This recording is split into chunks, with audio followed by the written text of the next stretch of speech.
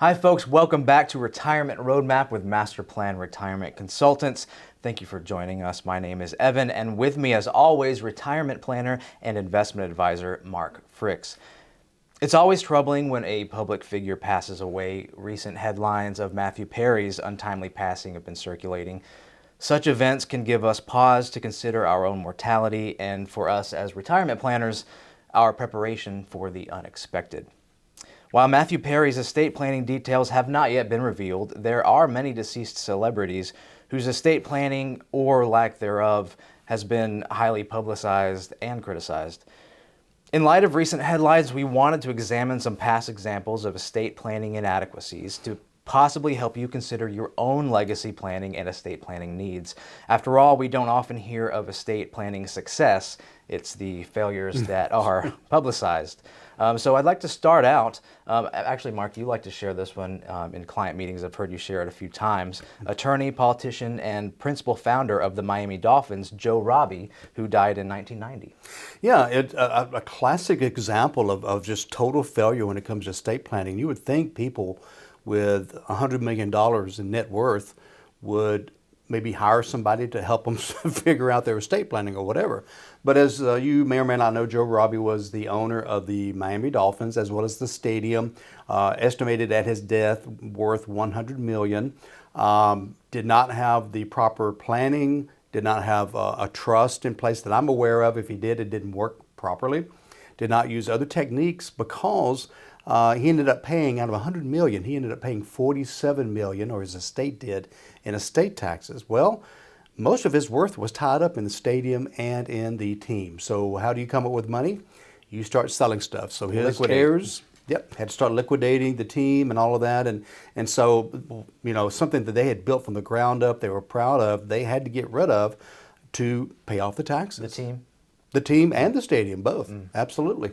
Now, rumor has it, and I've not been able to figure this out exactly, so I don't want this to be, you know, hey, gospel truth or whatever, but there are rumblings that that's what happened with the Atlanta Falcons as well. You know, the original owner of the Atlanta Falcons, Rankin Smith, passed away. His kids inherited the team, but within a few years they had to sell it. Their news is that, hey, they got a price they couldn't resist. Word, the scuttlebutt on the street, so to speak, is that, again, they needed liquidity to pay estate taxes. So it's a big problem. Now, I know a lot of people listening are like, well, I don't have 50 million. I don't have 100 million. We've got examples of people with $500,000 or whatever that have messed up things and have not done it correctly as well. So this is stories about people you've heard about. This is stories about, you know, the bigger examples. But like you said earlier, we don't hear about the ones done right. We also don't hear about the small stories either. So we want to maybe share a little bit of that with you as well. Yeah. So this past October, we actually held a client event. We are Atlanta natives, and the historic Oakland Cemetery is filled with famous folks, historical figures who have done great things for the city of Atlanta. We took clients there. We went on a tour of the cemetery, had a little get-together afterwards. A little food and wine. Yeah, yes, it was great, very nice. Great time. We loved the opportunity to hang out and get to know our clients better, and also for them to get to know each other as well. On the tour, there was one grave that sparked particular interest from us as retirement planners as well, and that would be country music star Kenny Rogers. He passed away March 20th, 2020 at 81 years old. However, he wasn't laid to rest until 2 years after due to the settling of his estate. Now, the details were not fully disclosed as to why that was the case from the tour guide himself, but 2 years before you're actually put in the grave, that sounds like that might have been an estate planning issue. It's a long time to stay in a refrigerator somewhere. It really is. Not Truly. being disrespectful, just saying. I mean, and it probably was. It might have been about money, but it's also about who was supposed to make the right decisions, where to be buried. You know what the monument looks like. It could have been anything, and I imagine we'll hear more about it as time goes on. But yeah, that's kind of sad not to be able to be laid to rest for 2 years, waiting on things to be worked out when even a simple trust could have spelled out what his wishes were and things like that. And so now it wasn't expected. He died from COVID, is what I understand. But you want to be prepared. I mean, Prince passed away at a fairly young age and was unexpected. And that happens a lot. Again, Matthew Perry was not that old, and so and we've had instances with our clients that a husband has passed away. We've had two in the last year that were in their early 50s that passed away, and so I know sometimes it'd be tough to talk about it, as you know, and we start thinking about our mortality, but it's coming to us, and whether it be sooner or later. And I hope everybody listening has a good, fruitful, long life. But be prepared. Don't leave people with a problem. Don't leave people with less money, more money coming out of the estate. Plan well, like we say, plan well and prosper. Also plan well and take a lot of the problems out of the situation for sure. Yeah. Well, and I don't want to speculate too much of the unknowns of Kenny Rogers' specific estate issues, or it maybe wasn't even an estate issue, because we know that Oakland Cemetery has a very long waiting list to have a plot, and then also people who currently own plots in their family may sell them to the right person, depending on who it is. So it could have been simply that, but we also know he was married multiple times. We do know that as far as estate planning documents are concerned, they're not updated frequently, especially with new marriages. Unfortunately, that doesn't happen as frequently as it should have. So these are all things to consider when you think about your own situation as well. I want to stay in the musical sphere for a second. Mr. Elvis Presley, perhaps one of the most notorious examples of a poorly planned estate. Of his $10 million estate, which would be equivalent to over $50 million today, about 73% was lost in the probate process, in estate taxes and settlement costs, which is just crazy to think about. His case illustrates basically why a trust is often the best way to protect an estate. Right, and again, a lot of examples, and one that comes to my mind that I think just astounds me is Chief Justice of the Supreme Court Warren Burger. He had a 1.5 page will, 176 words, and basically did not give the proper power to the executives or executors of the will. 1.8 million was his estate. He paid almost $500,000, or his estate did, to taxes and probate costs. Evan, he's an attorney. Yeah. Okay. Now, maybe this is an example of make sure you use an estate planning attorney as opposed to whatever he was, including a chief justice. But it blows my mind that somebody with that legal mind would basically sit and probably type it up himself. And again, just not give the right powers. And so I do have people come to us and say, well, I have an attorney, and I'll say, that's great. Tell me about them. And it's okay. They do general practice or whatever. And I'm like, be careful, because a general practitioner, a practicing attorney, whatever you call it, is, this fine, but when they do a will, it's typically a template. And it's something they type in a few extra words here and there. If that's not you and you're an attorney, I apologize, but I see that a lot. And so we do encourage, and as part of our team, of course, we have several attorneys that are estate planning attorneys. They understand the extra language needed. And typically, many times we recommend a trust because of more control, less taxes, no probate, things like that. And I had recently, it's been about 3 years ago now, most of the trust our attorneys do are anywhere from 60 to 100 pages long, because it's not just the verbiage and all the different language, but it's also what ifs. What if this changes, or this law changes, or this amount changes? And so there's a lot of what ifs. I came across a trust a couple of years ago. It was literally 4 pages. And I don't think I've seen a will that short. And I'm like, how can this have anything in it that does any good? They'd gone to some kind of a seminar, and the person was selling trust. And I don't know what he charged for it, $700, $800, $1,000, or whatever. They certainly didn't get what they paid for. Yeah. So there's a lot of stories like that. The 73% lost to probate and estate and settlement costs, that just blows my mind when you consider how simple it is to avoid probate. And here's another thing. I have a note to mention it later, but we might as well mention it now. When your assets go through probate, they're no longer, and that's typically with a will always goes through probate. It's basically up to the judge's interpretation of your will to determine where things go. That's exactly correct. Yep. Yeah. One quick story. So I had somebody that had a will only, and the probate judge got a hold of the will, and they were going through it, and basically it said, I want this bucket of money, whatever it was, $100,000. I want this to be spent for my family, my extended family, kids and grandkids, to go on a cruise in my memory. And the judge took a look at that and he said, I'm not going to ride shotgun over that. Each of you get a share of that $100,000. If you want to go, you go. If you don't want to go, if you want to spend it here, if you whatever.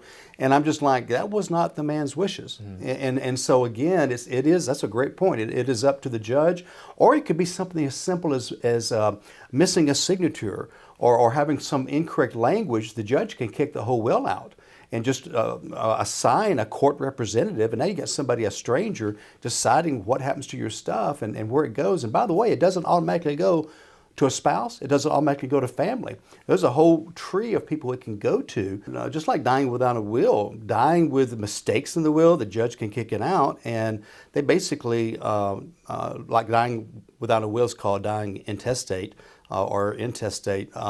They leave it to what's called heirs at law. And it's this whole kind of a tree. Each state could be a little bit different, but they leave so much to, they go up the tree, then down the tree, and out the tree, and nephews and nieces, and everybody gets a piece. Same thing can happen if they kick a will out because of mistakes in it, missed signatures. Some states require every page to be initialed. You just have to be careful with that. So it's just, again, so many stories about that.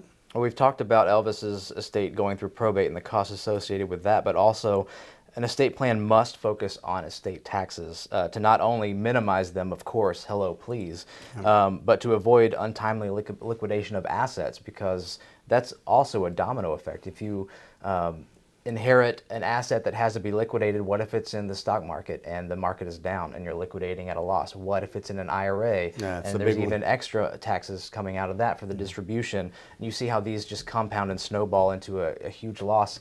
And you don't really know what you're going to end up with at that point. Exactly, and that goes back to liquidity and what's available to pay those estate taxes. And like you said, a great point. If it's most people's assets, probably between 50 and 75% of their assets are in an IRA. So if the estate has to take money out of the IRA to pay estate taxes, there's another 25 to 35% taxes on that. So now if estate taxes are 50%, and that's 80% of the estate, of that part of it, gone to the government, gone to the IRS. And so it's, again, the plan, it's so many different pieces that come together, like everything we do, that have to be considered.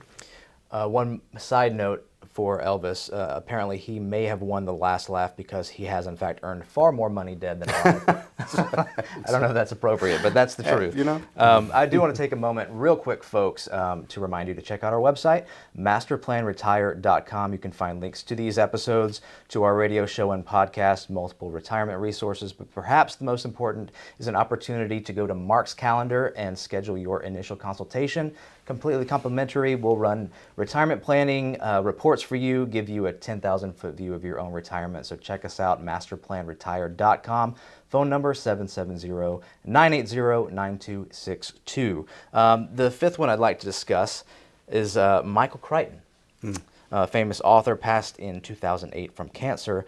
He left a child out of his will. He died unexpectedly while his fifth wife had a child in utero. He did not update his estate documents to include the new child, which is not uncommon. But these things should be updated as soon as a significant life change begins. That means not only during pregnancy, but also when legal action commences, such as a divorce. He was also married 5 times, so I don't know how old his documents actually were, but yeah, a child was left out of that. Yeah. We just simply, include language, any additional children of this marriage, and that way they're automatically included. That's kind of a weird will to not add that language. So again, we have a whole wall of these stories. So if you come see us, we'll show you. We're not covering nearly all of them, but it's it's very. It's sad to me. It really is. Yeah. So these stories are a stark reminder to get our own estates in order, right? It seems even stranger when you consider how huge some of these famous estates are, and yet they are incomplete plans. So if celebrities and multimillionaires aren't even giving the adequate attention to their estate, what about the average American? Why do you think, Mark, something as vital as legacy and estate planning is so often overlooked? I think it's because, again, first of all, we get busy. Life gets busy. Usually what we see when somebody wants to do estate planning, there's usually a trigger. we're traveling, we had a new baby, a new grandbaby, things like that. We trigger it because it's part of our planning process. Everybody that comes through our office, we include estate planning unless they just say we're good or whatever, and we still want to review the documents.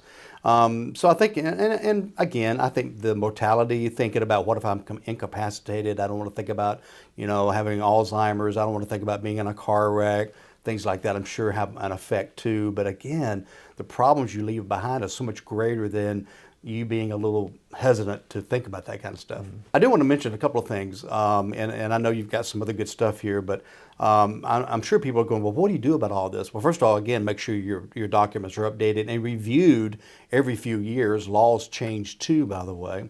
But on some of these bigger cases, which may include you, because you may be surprised at what the death tax is and what it's going to be in the coming years. So right now, it's not a big problem for most people. It's 11 point something million per person. So if you're a couple, and if you have the proper documents to capture it, you actually have 22 million exempted from death taxes. So your first 22 million. That changes at the end of 2025. The Trump tax cuts expire. It goes back to 5.4 per person. Now, again, if you don't capture them both, you only end up with 5.4. There is talk in Washington and in committee about changing that 5.4 back to 2 to 3 million. Now, you start thinking about it, if you don't capture it, 2 or 3 million, that doesn't go a long way. I mean, you have people that have $1 million in an IRA, you've got a house worth $1 million.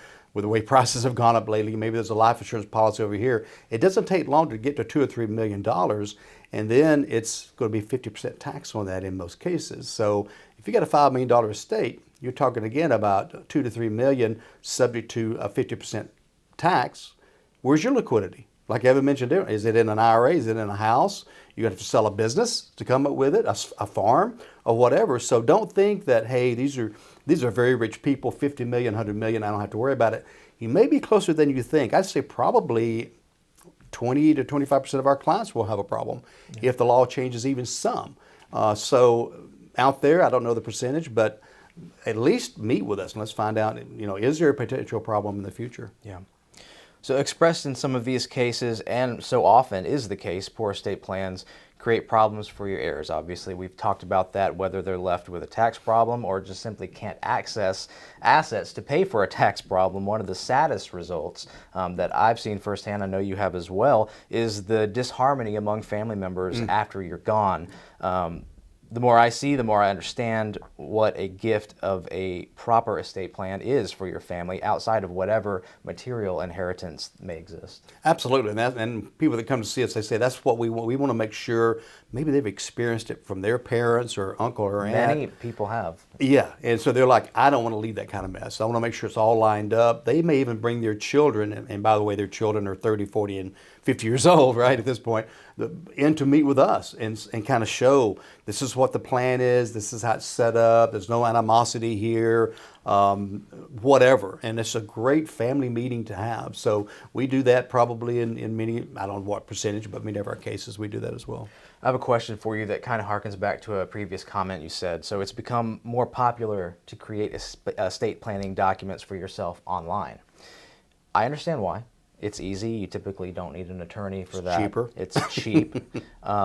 Why or why not is this a good Yeah, idea? so I've talked to several attorneys about this, and they say there's just inconsistencies in those documents. They have found issues, even though they advertise as being state-specific.